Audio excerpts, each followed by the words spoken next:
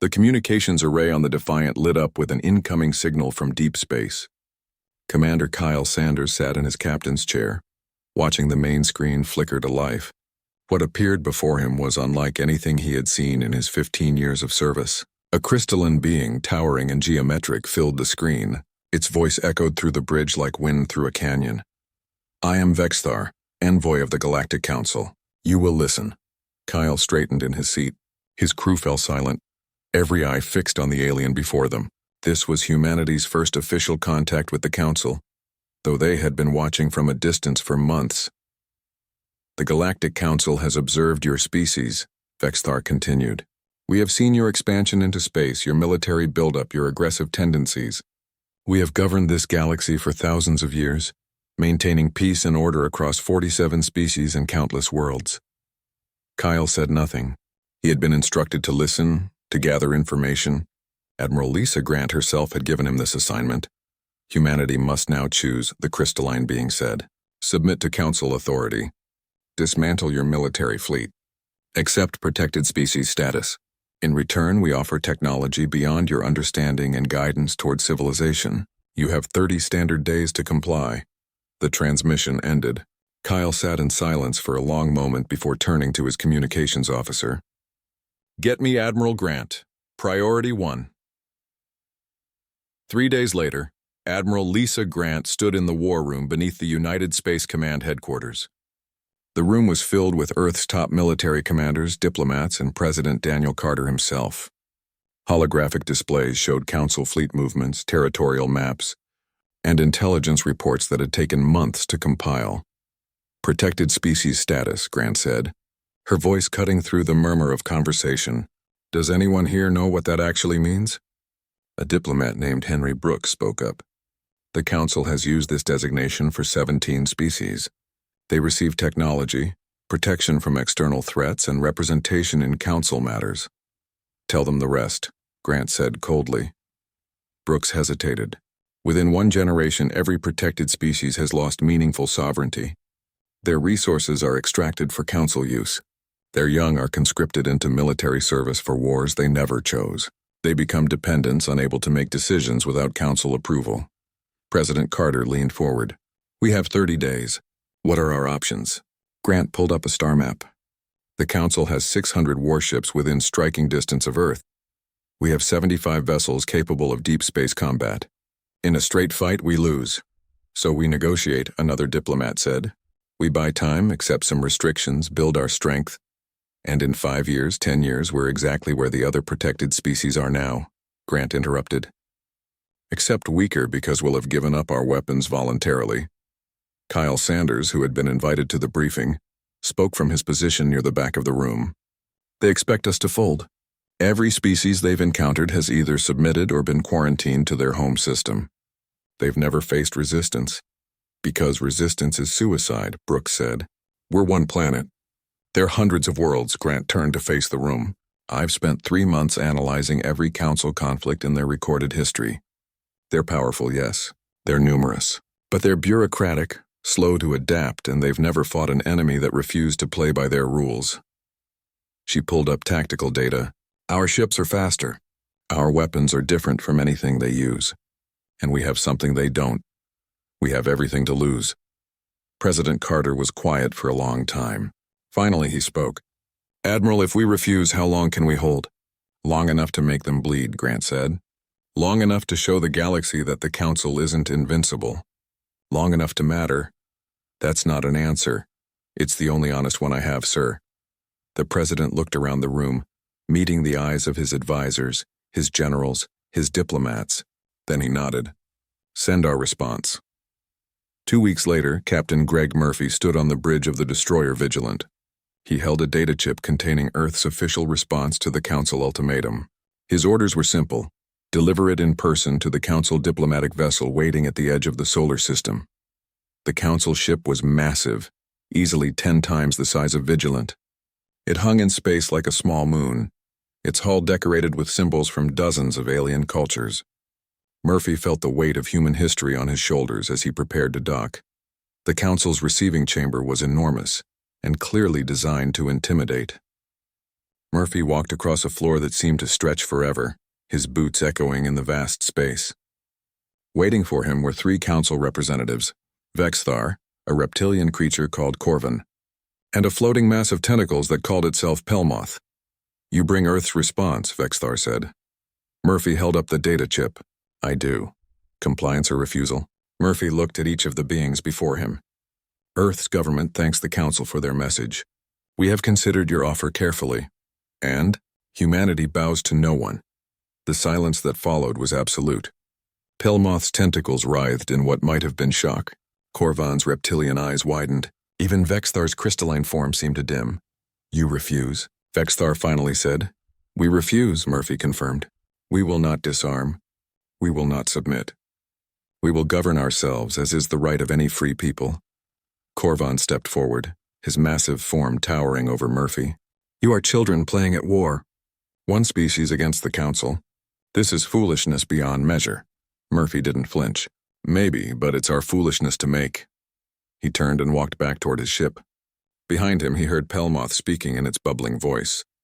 "No species has ever refused." "What do we do?" Vexthar's response was cold. "We show them why no one refuses the Council." Murphy returned to Vigilant and immediately transmitted his report to Admiral Grant. Within hours, every human vessel in space received new orders. The asteroid belt began its transformation into a defensive network. Factories on Earth and Mars switched to wartime production. The United Space Command activated every reserve officer and began emergency training for new recruits. Admiral Grant stood in the command center, watching displays showing Council fleet movements. They were coming, just as she knew they would. 300 ships moving toward Earth with the confidence of those who had never known defeat. Captain Linda Hayes of the carrier Sentinel received her orders and began preparing her fighter squadrons. Commander Ryan Blake aboard the frigate Ironclad checked his weapon systems and found them ready. Across Earth's fleet, 75 ships and their crews waited. They were outnumbered 4-1. They were outgunned by technology that had been refined over millennia. By every logical calculation, they should have surrendered. But humanity had never been good at logic when freedom was at stake. The Council was about to learn what happened when you threatened a species that had spent its entire history fighting against nature, against each other, and now against an empire that thought itself invincible. Earth's answer had been delivered in words. Now it would be delivered in steel. The Council fleet emerged from faster-than-light travel at the edge of the solar system in a display meant to terrify. 300 warships, each one a masterpiece of technology refined over thousands of years, arranged themselves in perfect formation. Admiral Corvan stood on the bridge of his flagship, the Eternal Judgment, and gazed at the primitive blue world ahead. "Send the final demand," he ordered. On Earth, Admiral Lisa Grant watched the Council fleet appear on her displays. She stood in the command center deep beneath Colorado, surrounded by screens showing every human vessel in position. 75 ships against 300. The numbers were brutal, but she had known they would be. "Council transmission incoming," her communications officer announced. Corvin's reptilian face filled the main screen. "Humans of Earth, you see before you the might of the Galactic Council. This is your final opportunity to surrender. Disarm your vessels, transmit your compliance, and you will be spared. Refuse, and we will take your world by force." Grant turned to her tactical officer. "Link me to all ships." When the connection was established, she spoke calmly. "All vessels, this is Admiral Grant, weapons free. Show them what humanity means." Captain Linda Hayes stood on the bridge of the carrier Sentinel, watching her fighter squadrons launch into the black. 60 small craft, each one carrying missiles and railgun pods, streaked toward the Council formation. She knew most of them wouldn't come back. The pilots knew it too. They went anyway. "Missile launch," Hayes ordered. "All batteries." Sentinel shuddered as hundreds of missiles erupted from her launch tubes. Across the human fleet, every ship opened fire at once. The space between the fleets filled with weapons moving at incredible speeds. Corvan watched the missile swarm approaching and felt something he hadn't experienced in decades: uncertainty. The human weapons were crude compared to Council plasma cannons, but there were so many of them. His ships raised their energy shields, the standard defense against energy weapons. The first missiles hit, and kept hitting. Shields designed to deflect plasma and laser fire proved useless against solid projectiles moving at relativistic speeds. Warheads detonated against hull plating. Council ships staggered under the impact. Alarms began screaming across dozens of vessels. "Return fire," Corvan roared.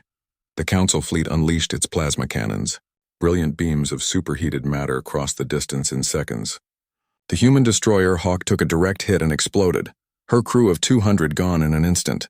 The frigate Resolute broke apart under concentrated fire, her pieces tumbling through space. But the human ships kept coming. Commander Ryan Blake pushed his frigate Ironclad forward at full speed. His sensor officer was shouting about incoming fire, his engineer warning that the engines were overheating. But Blake ignored them all. He had one mission: reach the Council command ship. "All power to forward shields," Blake ordered, "and somebody get me a firing solution on that flagship." Ironclad shuddered as plasma fire hammered her shields. Warning lights flashed across every station. A hit to the port side blew out 3 decks. Blake felt the ship groan around him, but she held together. "Firing solution locked," his weapons officer announced. "Fire everything." Ironclad unleashed every torpedo she carried. 12 warheads, each one tipped with a nuclear device that would have been illegal in every war Earth had ever fought before this one. They streaked toward eternal judgment like angry stars. Corvan saw them coming. "Point defense! Shoot them down!" His crew tried. They destroyed 8 of the incoming torpedoes.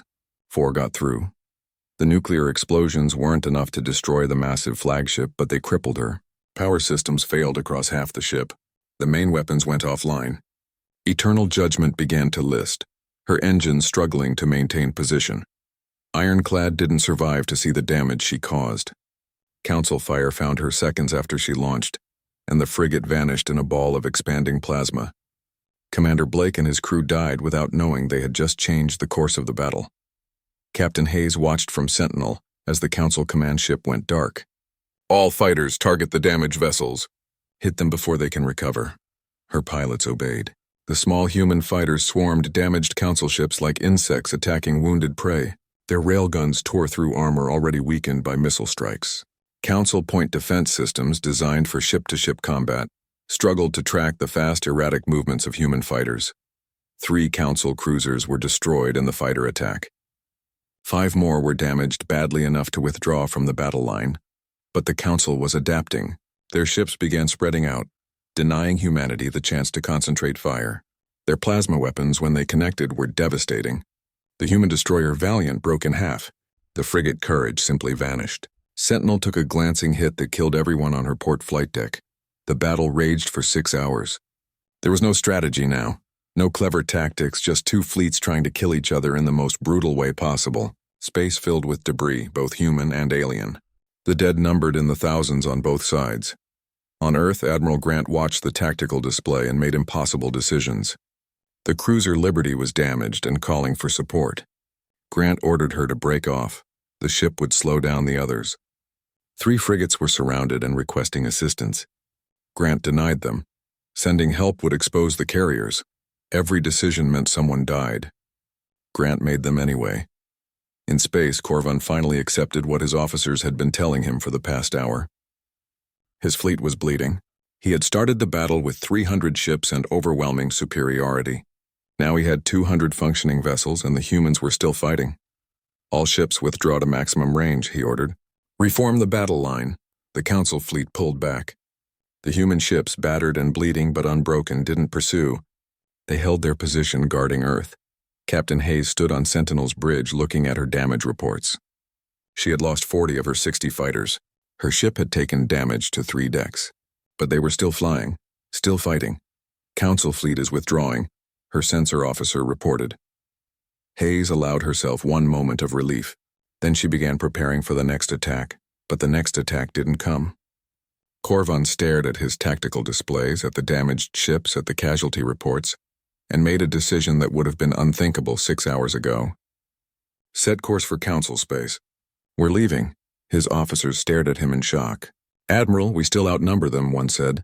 "And how many more ships will we lose?" Corvan demanded. "How many more warriors? These humans fight like devils.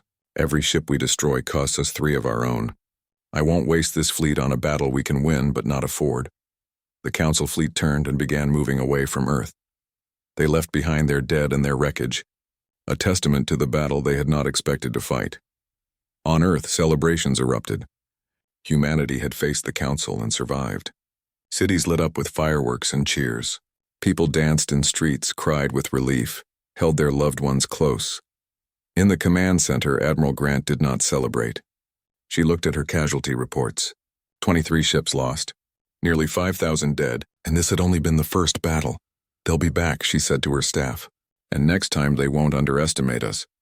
But as she watched the celebrations on the screens, she allowed herself a small smile. They had done something no species in the galaxy had managed in thousands of years. They had made the Council bleed.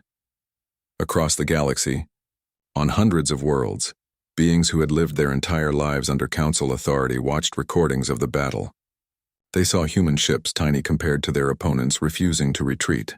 They saw humanity choose death over submission. And for the first time in generations, some of them began to wonder if resistance was possible. The Council had been turned back. The myth of their invincibility was broken. Humanity had paid a terrible price for that victory. But they had paid it willingly, and in doing so they had changed everything. 2 years had passed since the first battle. The war had spread like fire across 3 sectors of space, and neither side could claim victory. The Council committed more resources, more ships, more warriors to crushing what they now called the Human Rebellion. But humanity refused to be crushed. Captain Nicole Price stood in the cramped bridge of Shadow's Edge, a stealth ship designed for one purpose: to hurt the Council where they felt safe. Her vessel was small, barely larger than a shuttle, with experimental cloaking technology that made her invisible to most sensors. She had handpicked her crew, Jake Morrison on tactical, who could find weaknesses in any defense system, and Amy Sullivan in engineering, who kept their aging ship running through sheer stubbornness and creative repairs.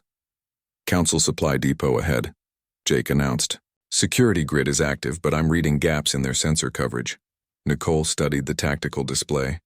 The depot orbited a lifeless moon, storing fuel and ammunition for Council fleets operating in the sector. Destroying it would set their operations back by months. Amy, can you keep the cloak running if we go weapons hot? Nicole asked. For about 90 seconds, Amy's voice crackled over the intercom. After that, every Council ship within 10 light years will know exactly where we are. Then we make 90 seconds count. Jake, target their fuel storage. I want a chain reaction. Shadow's Edge drifted closer, invisible in the black.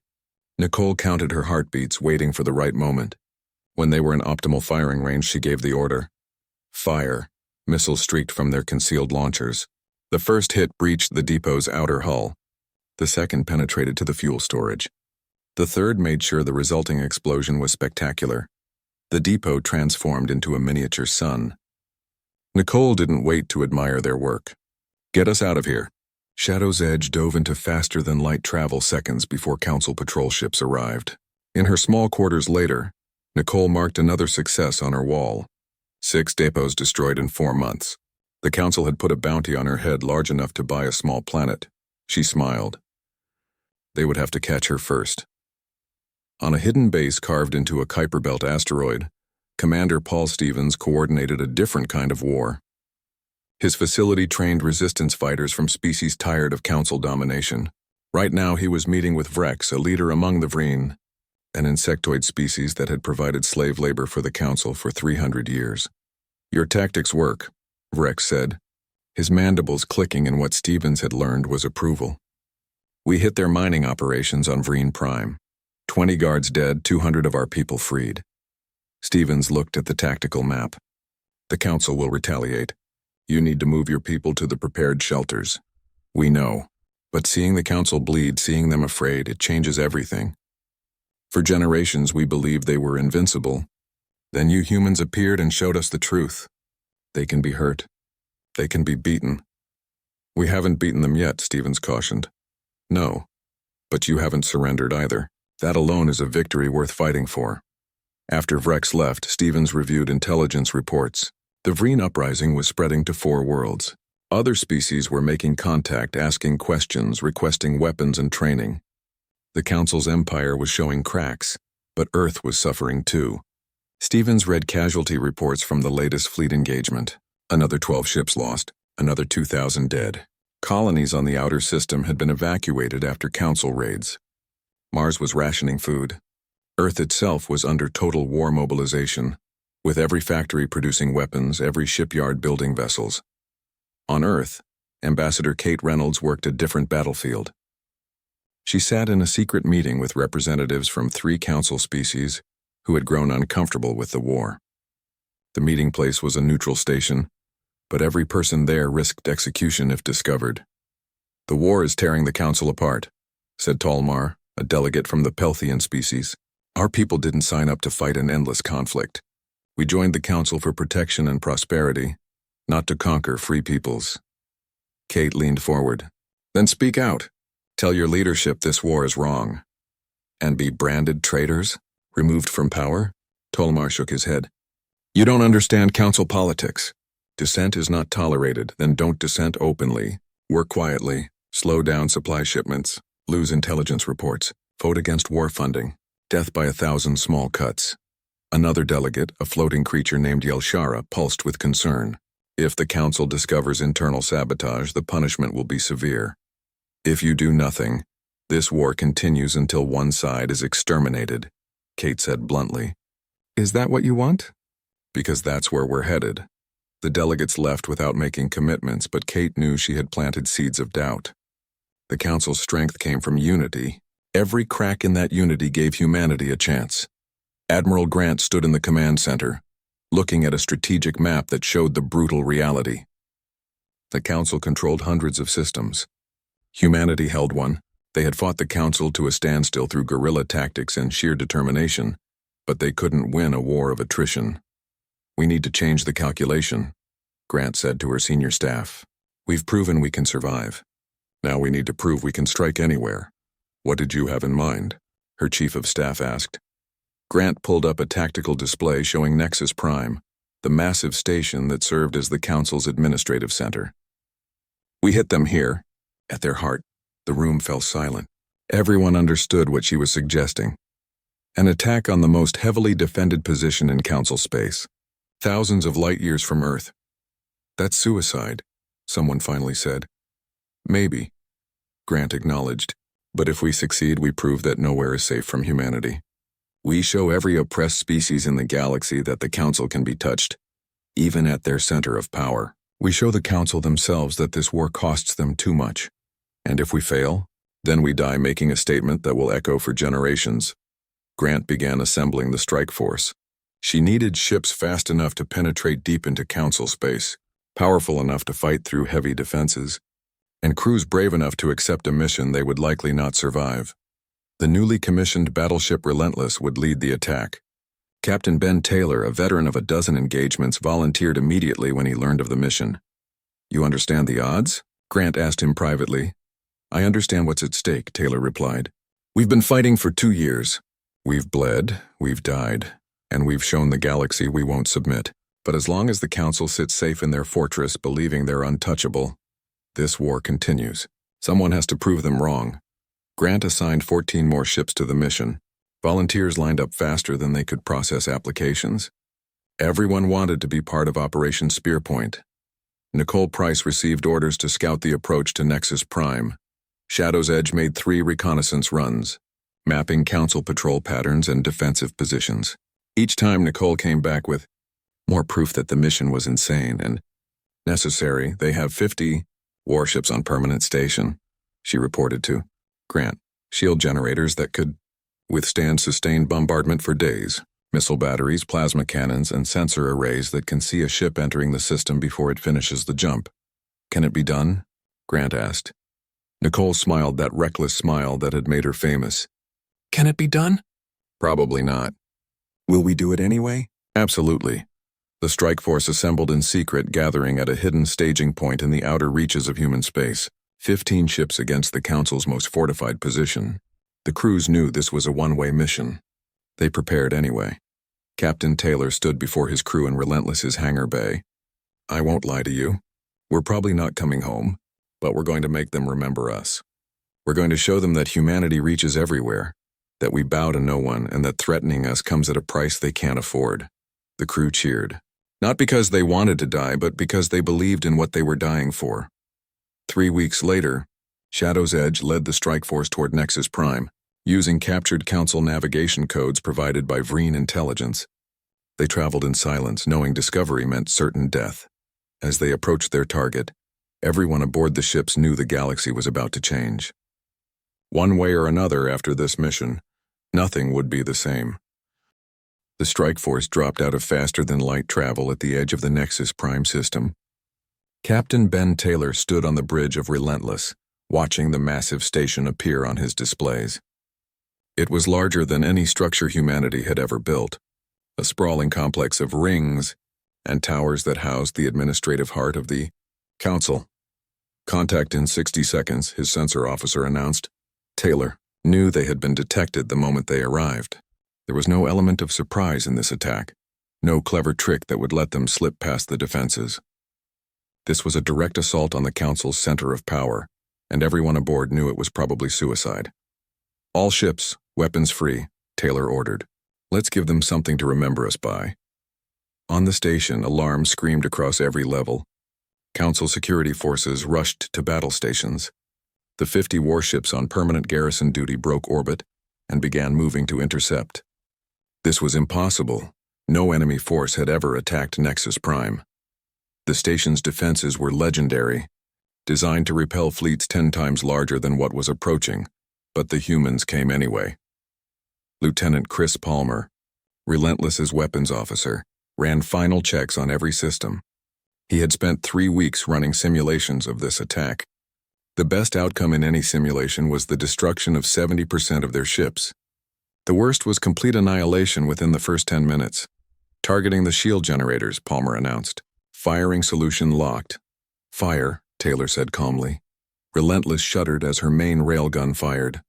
The projectile, moving at a fraction of light speed, crossed the distance in seconds and slammed into one of the station's shield emitters.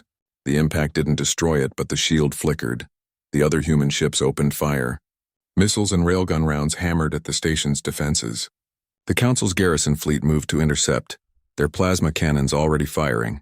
The frigate Hawkeye took the first hit. Captain Karen White watched her forward shields fail, saw the plasma fire burning through her hull, and made a decision. "All power to engines. We're going in." Her crew understood immediately. No one protested. They were already dead. The question was whether their death would matter. Hawkeye accelerated toward the station, absorbing hit after hit. Her hull glowed red from the heat of weapons fire.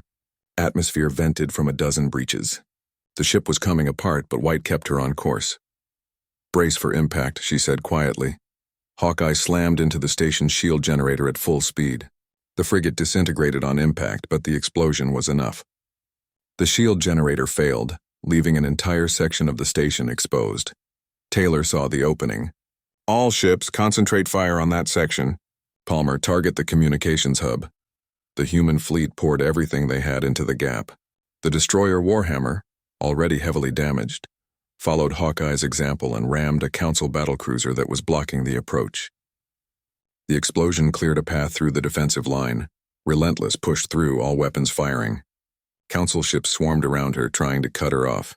The cruiser Defiance and frigate Steadfast moved to protect the battleship, trading their own lives to keep Relentless advancing.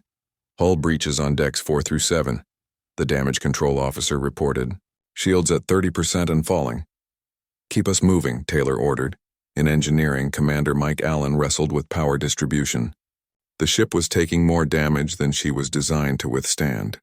Systems were failing faster than his crew could repair them, but the main railgun was still operational, and that was all that mattered. "Captain, I'm rerouting everything to the main gun," Allen reported. "Life support, secondary shields, everything. You'll have one shot at full power. One shot is all we need." Relentless closed to optimal firing range. Council weapons hammered her from all sides. The ship groaned and shuddered, but she held together. "Target acquired," Palmer said. "The communications hub is locked." Taylor looked at the tactical display one last time. 11 of his 15 ships were already destroyed. The survivors were all damaged. They had minutes, maybe seconds, before they were overwhelmed. Fire. The main railgun erupted with every ounce of power the ship could provide. The projectile punched through the station's exposed hull and detonated deep inside the communications complex. For 3 hours, the Galaxy's Central Command went dark. The communications hub was the heart of Council coordination. Every military order, every diplomatic message, every administrative function ran through that facility. Its destruction didn't just damage the station, it severed the Council's ability to coordinate their empire. On Council worlds, military commanders suddenly found themselves unable to receive orders. Diplomatic missions lost contact with central authority. Trade networks began to collapse as shipping routes went uncoordinated. For 3 hours, the Council's vast bureaucracy was reduced to chaos. Taylor didn't live to see the full impact of what his shot had accomplished. Council fire found relentless seconds after she fired, and the battleship's power core exploded. Captain Taylor and his remaining crew died instantly. Of the 15 ships that had attacked Nexus Prime, only 2 survived. Shadow's Edge, using her cloaking technology, managed to slip away in the chaos. The frigate Watchful, heavily damaged but still mobile, made it to faster-than-light travel before Council ships could close the distance. Nicole Price stood on Shadow's Edge's bridge, watching the recordings of the attack. They had lost so many. Karen White, who she had served with years ago. Ben Taylor, who had been one of the finest captains in the fleet. Mike Allen, who could make a dead ship fly. Thousands of others whose names she knew, whose faces she remembered, but they had done it.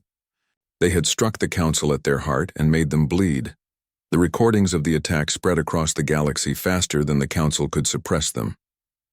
On hundreds of worlds, beings who had lived their entire lives under Council authority watched human ships charge into certain death. They saw the communications hub explode.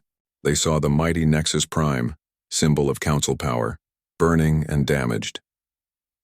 On the Vreen homeworld, Vrex watched the footage with his fellow resistance leaders. They did it, he said in wonder. They actually did it. The Vreen uprising, which had been confined to scattered raids, exploded into full rebellion. 4 worlds declared their independence within a week.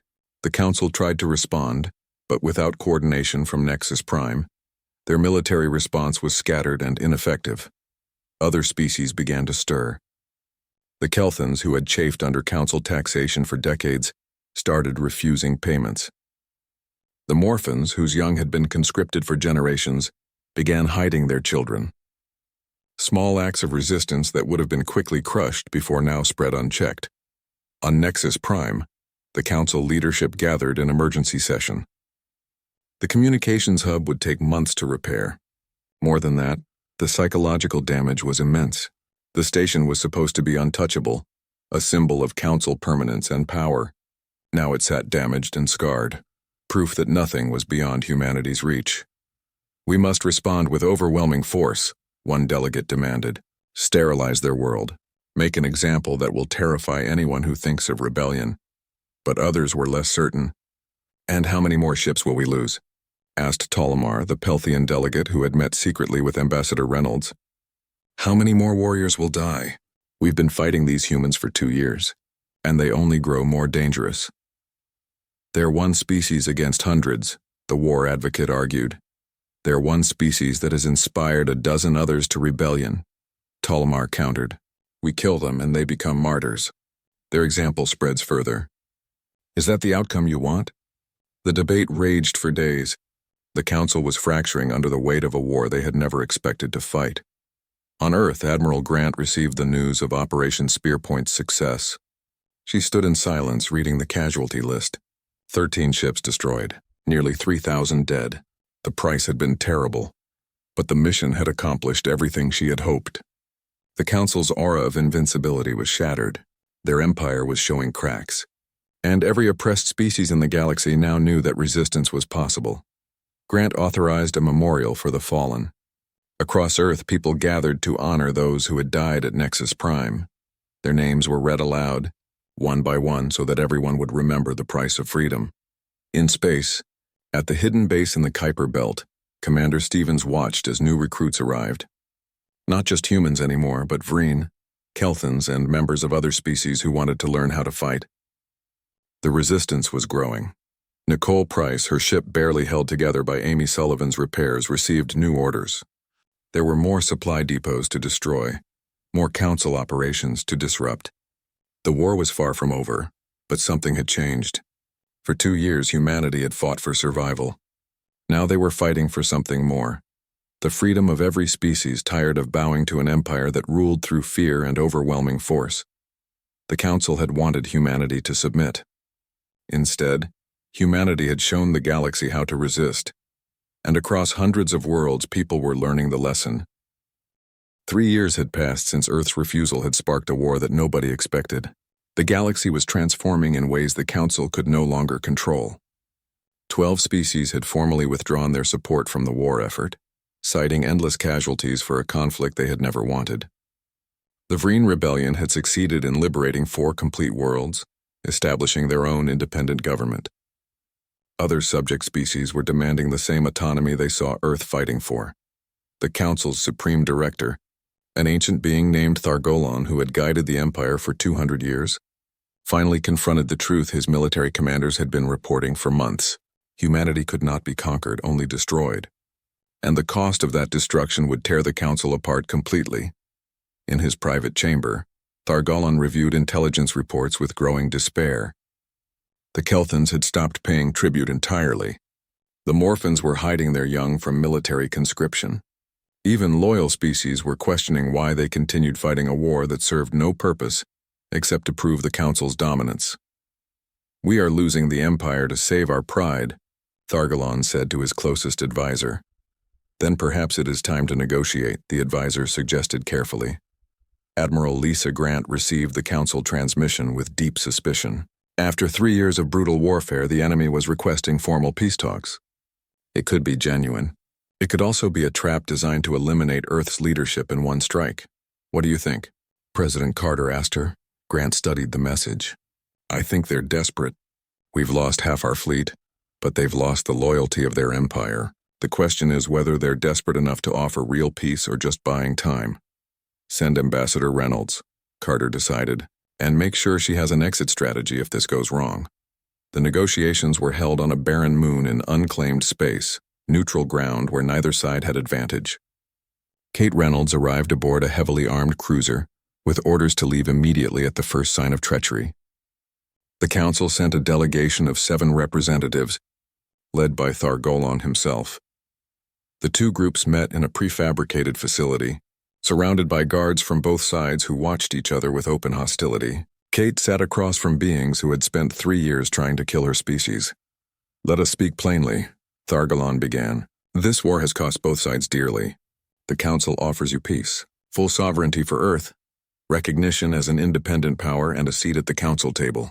In exchange, you cease supporting other resistance movements and agree to territorial boundaries." Kate had expected this. The Council was willing to let humanity go, as long as humanity abandoned everyone else fighting for the same freedom. "No," she said simply. Thargolon's expression, unreadable by human standards, somehow conveyed surprise. "You refuse peace." "I refuse that peace," Kate clarified. "Freedom isn't something we negotiate for ourselves while leaving others in chains. The Vreen fought beside us. The Kelthans sheltered our wounded. The Morphans shared intelligence that saved human lives. We don't abandon allies just because you finally decided we're too expensive to conquer." "You ask for the impossible," Thargolon said. "The Council cannot simply grant independence to every species that demands it." "Why not?" Kate challenged. "What's the Council for if not to serve its member species? You call it protection, but it looks like exploitation to me. You extract resources, conscript soldiers, and crush anyone who questions your authority. That's not an alliance, that's an empire built on fear." The talk stalled. For 3 days, delegates argued in circles. The Council offered variations of the same deal: peace for Earth, continued domination for everyone else. Kate rejected every version. Then on the 4th day, something unexpected happened. Uninvited delegations arrived at the negotiation site. Vreen ships, carrying representatives from their newly independent worlds. Kelthan vessels, bearing delegates who spoke for billions of their people. 6 other species, some of whom had never met humans face to face, all demanding seats at the negotiation table. "We invoke humanity's example," Vrex announced when the Council tried to turn them away. "If Earth can stand alone and demand freedom, we claim the same right. You will negotiate with all of us, or you will negotiate with none of us." Thargolon looked at the growing crowd of delegates and saw his empire crumbling before his eyes. The council had ruled through the assumption that resistance was impossible. Earth had proven that assumption wrong, and now the cost of that proof was coming due. The negotiations resumed with a much larger table. Kate sat beside Vrex, who she had met through Commander Stevens's resistance network. Across from them sat council delegates who were beginning to understand they had lost before the fighting ever stopped. "The Empire is dead," Thargolon finally admitted. "You have killed it, human. The question now is what replaces it." Kate leaned forward. "A voluntary alliance. Species join because they choose to, not because you force them. Military protection is offered, not mandatory. Resources are shared through fair trade, not extraction. Member species govern themselves and make their own decisions." "You describe chaos," a council delegate protested. "I describe freedom," Kate corrected. "And yes, freedom is messy and complicated and sometimes chaotic. It's also the only system that respects the rights of every being to choose their own path." The negotiations continued for another week. The council fought for every concession, trying to preserve what authority they could.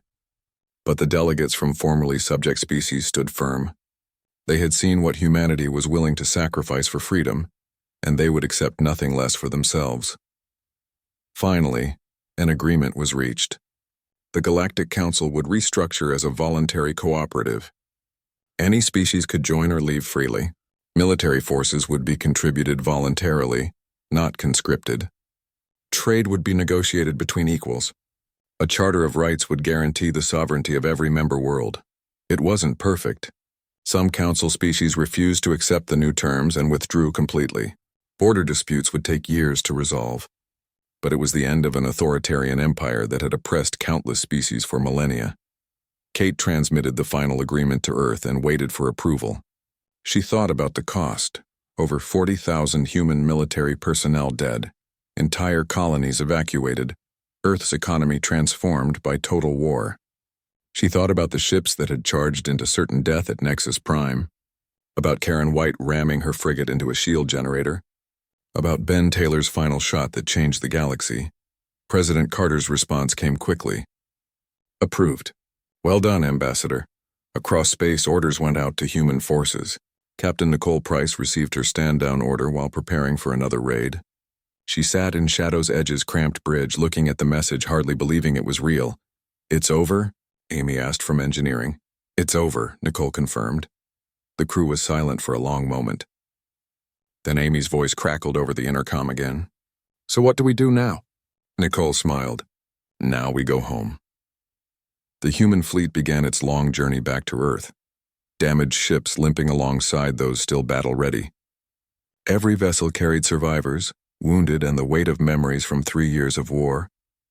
Admiral Grant stood in the command center as the fleet returned to Earth orbit. She watched them come in one by one, counting each ship that made it home and remembering those that hadn't. Half the fleet that had existed 3 years ago was gone. The price of humanity's freedom had been paid in blood and steel, but they had won. Not by conquering, not by destroying their enemies, but by refusing to surrender until the enemy recognized they couldn't win without destroying themselves in the process. Grant composed one final message to be broadcast to every human vessel, every colony, every person who had lived through the war. "We didn't fight to conquer," she said. "We fought so that no one, not us, not anyone, would have to bow to tyrants. We fought because freedom matters more than safety, because dignity matters more than comfort, because some things are worth dying for. Remember what we paid for this victory. Remember the names of those who didn't come home.